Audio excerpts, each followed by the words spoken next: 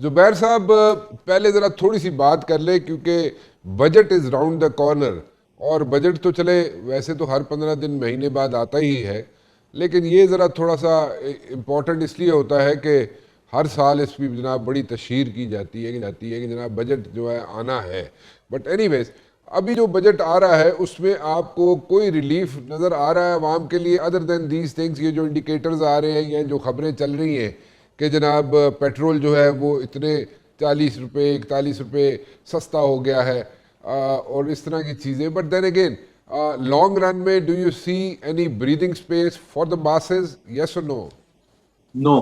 Know. Okay. Because اس کی ایک تو یہ ریزن ہے کہ اگر ہم یہ دیکھ لیں کہ یہ جو حکومت ہے جب سے شہباز شریف پرائم منسٹر بنے تو یہ 5واں بجٹ ہوگا ان کا. ٹھیک. اور آپ کو میرے سے زیادہ سیاسی تاریخ پاکستان کی پتہ ہے کہ ذوالفقار علی بھٹو کے علاوہ کسی کے پاس بھی یہ موقع نہیں آیا، کسی بھی سولین پرائم منسٹر جس کو 5 بجٹ پیش کرنے کا موقع ملا ہو، یعنی کہ اپنا فل اکنامک ویژن امپلیمنٹ کرنے کا موقع ملا. اور زیادہ تر جتنے بھی ہمارے پرائم منسٹرز آئے 2 سال میں 3 سال میں کسی کی چھٹی ہوگی تو وہ ان کا گلہ شکوہ اپنی جگہ رہتا تھا کہ جی ہمیں تو موقع ہی نہیں ملا کہ ہم آئے تھے 5 سال کے لیے اکنامک ویژن، اس کا ہم نے ہر سال بجٹ دینا تھا اور 5ویں سال تو پھر ایسا سہانا ہو جاتا پاکستان، اتنی زیادہ ترقی ہو جاتی. تو شہباز شریف صاحب کم سے کم گلہ شکوہ نہیں کر سکتے کہ جی مجھے موقع نہیں ملا. اگر آپ ایگریکلچر سیکٹر لیں، اگر آپ ٹریڈرز کو لیں تو ایگریکلچر سیکٹر جو ہے وہ میں اس سے صرف فگر دے دوں آپ کو کہ 600 بلین روپے ٹیکس میں سیلریڈ کلاس دے گا، اور ایگریکلچر سیکٹر جو 25% جی ڈی پی کا کنٹریبیوشن ہے وہ 10 بلین روپے. تو آپ کو پتہ چل جائے گا کہ پاکستان کا پرابلم ہے کہاں. سو دیکھیں ایک چیز تو بڑی آبویس ہے نا کہ اس پہ میرے خیال میں کوئی بحث تو نہیں ہونی چاہیے، لیکن آپ کی ان پٹ ضرور چاہیے ہوگی. جب آپ ڈونر ایجنسیز اور لینڈنگ ایجنسیز پہ کاؤنٹ کر رہے ہوں، ان پہ جناب آپ بالکل نثار کر کے بیٹھے ہوں کہ جناب ان سے آئیں گی چیزیں تو آگے چلیں گی، تو وہ اس پہ جب اس طرح کی چیزیں ہو تو انڈیپینڈنٹ پالیسیز بنانا تو نیکسٹ ٹو امپاسبل ہے. سو پھر یہ بحث ہی کیوں نہیں ختم کر دی جاتی کہ جناب یہ ایسے ہونا چاہیے تھا، ویسے ہونا چاہیے تھا؟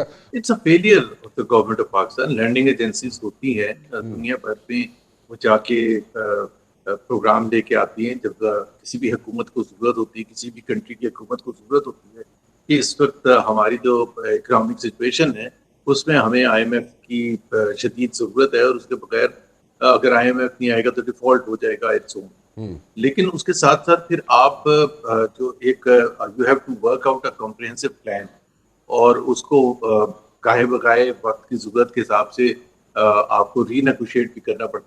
میں آپ کو ایک صرف بتاتا ہوں کہ ابھی ایک انٹرسٹنگ واقعہ ہے. شہزاد اقبال نے ان سے انٹرویو کیا فائنینس منسٹر سے، تو فائنینس منسٹر کو انہوں نے کچھ سجیشن بھی دی کہ ہمارے پینلز نے کہا تھا کہ جی کانٹرسیپٹیو جو ہیں اس پر اگر آپ ڈیوٹی اور ٹیکس وغیرہ ہٹا دیں تو انکریج کرنے کی ضرورت ہوتی ہے. گورنمنٹ ایک پروگرام لے کے آتا ہے کہ تاکہ بنگلہ دیش نے کیسے 2.5% پاپولیشن انکریز سے 0.9% کر دیا، یا انڈیا نے 0.7%. تو یو ہیو ٹو اسٹڈی کہ بھائی یہ سب ایکشن دیے تھے اور اس کے علاوہ بھی بہت سے ایکشن دیے تھے.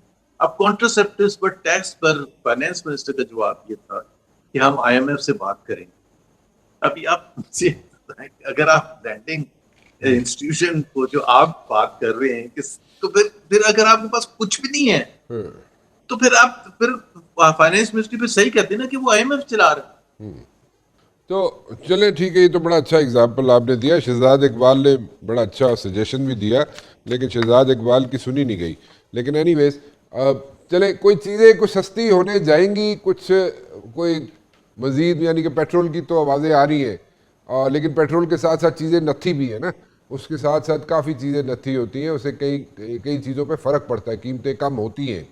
لیکن آپ کے جی خیال میں یہ قیمتیں جو ہیں، یہ جو بھی 40 روپیز 41 روپیز گیس یعنی کہ پیٹرول سستا ہو جائے گا تو اس سے اس کے بعد 15 دن بعد پھر ریوائیو ہو جائیں گی پرائسز، تو پھر اس کے بعد بیک ٹو سکوئر ون والی سچویشن رہے گی، یا اسی طرح چلتا رہے گا یہ سلسلہ؟ اب یہ تو وہ انٹرنیشنل امپلیکیشنز ہیں، کب ٹرمپ صاحب راضی ہوں گے تو ایگریمنٹ کرنے میں ایران کے ساتھ تمام چیزیں. جتنی جلدی حل ہوگی، سپلائی چین بحال ہوگی، ٹھیک تو پھر ہم اس لیول پر پہنچیں گے جو وار سے پہلے تھا. اس سے پھر ظاہر سی بات ہے دوسری چیزیں بھی امپیکٹ ہوں گی. لیکن یہ سال مشکل سال ہوگا، باوجود اس کے کہ اگر ہم سوچ بھی لیں کہ جنگ ختم بالکل پرماننٹ ہو جائے گی اور سپلائی چین بحال ہو جائے گی، تو یہ سال بہت ہی مشکل ہوگا پاکستان کے عوام کے لیے، کیونکہ معیشت کی صورتحال ایسی ہے کہ اس میں کوئی گنجائش ہی نہیں بہتری لانے کے لیے عوام کے لیے. یہ پہلی بات تو یہ. ہم تو کہتے ہیں آئندہ پرائسز گرنے کی بات ہوگی. پہلی بات تو ہے I am in total disagreement with the policy جو حکومت نے چلائی تھی جنگ شروع ہونے کے بعد پیٹرول اور ڈیزل کے حوالے سے. اور اس کی ایک سب سے بڑی ایگزامپل جو ہے پیٹرول سب کے لیے مہنگا ہوا ہے، سب کنٹریز کے لیے مہنگا ہوا ہے. خطے میں اگر ہم دیکھیں انڈیا نے ہارڈلی پیٹرول پرائس انکریز کی ہے، بنگلہ دیش نے 16% پیٹرول پرائس انکریز کی ہے، پاکستان نے 60%. پاکستان کی معیشت کی حالت اتنی تباہ کن تھی کہ پاکستان سسٹین ہی نہیں کر سکتا تھا. سو وہ جب مشکل وقت آتا ہے، اور ہمیشہ مشکل وقت آتا ہے، کبھی کووڈ آ گیا، کبھی انٹرنیشنل فائنینشیل کرائسس آ گئے، کبھی جنگ آ گئی، تو اس میں صرف فرق پھر سامنے نظر آتا ہے کہ کس کی معیشت جو ہے زیادہ ایک اسٹرانگ بیسس پر کھڑی ہے. انہوں نے آئل مارکیٹنگ کمپنیز کو ونڈ فال پراپرٹ دیا، اور اب باتیں یہ ہو رہی ہیں، اس کی ایکنالجمنٹ بھی حکومت کی طرف سے آ گئی کہ وہ ونڈ فال پراپرٹ جو دیا اس کو کس طرح سے ٹیکس کریں. بھائی بات یہ تھی آپ نے ونڈ فال پراپرٹ ہونے کیوں دیا تھا؟ ایک مشکل وقت تھا، آپ کو سمجھ ہونی چاہیے تھی کہ اتنا پیٹرول کی پرائس ہم بڑھائیں گے، اس کی جیسے آپ نے کہا دوسری اشیاء کی قیمتیں مہنگی ہوں گی تو ہم نہ بڑھائیں. لیکن انہوں نے کیا. پھر انہوں نے ڈیزل کے معاملے میں غلط فارمولا یوز کرتے رہے، اور غلط فارمولا کی وجہ سے یہ 150 روپے فی لیٹر جو تھے جو ہماری ریفائنریز تھیں ان کو ایک پروفٹ آپ دیتے رہے.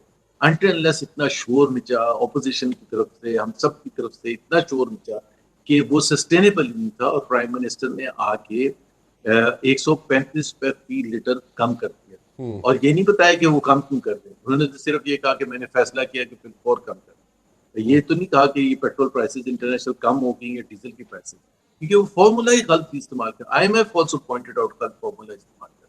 سو یہ اگر آپ اتنے کیجول ہیں، اور ہم ہر روز دیکھ رہے ہوتے تھے کہ پرائم منسٹر چیئر کر رہے ہیں میٹنگز کے، لیے تو مشکل وقت ہے اس میں اکانومی کو، وہ زوم پر وہ بیٹھے ہوئے نظر آ رہے ہیں، سارے مشیر، سارے وزیر، پتہ نہیں کون کون سے رستو بیٹھے ہوئے ہیں.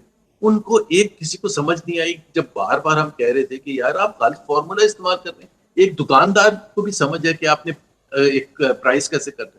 30% آپ امپورٹ کر رہے تھے صرف ڈیزل، 70% یہاں لوکل ریفائن ہو رہا تھا، اور وہ 30% کی جو پرائس تھی وہ 70% پر بھی لگا دی، اور پاکستان کے عوام کو چونا لگا دیا کہ 150 روپے فی لیٹر فائدہ پہنچا دیا گیا. So I mean how can the government justify that? So اسی طرح سے پیٹرولیم لیوی، پیٹرول پرائسز آپ انکریز کر رہے ہیں، ساتھ میں پیٹرولیم لیوی کا جس کا کوئی ریلیشن شپ ہی نہیں ہے between the international oil prices and petroleum levy. آپ پیٹرولیم لیوی بڑھانا شروع کر دیا. اس کو آپ کو پتا ہے کہ اس کو کتنا شور مچا ہے، اب بھی مچ رہا ہے.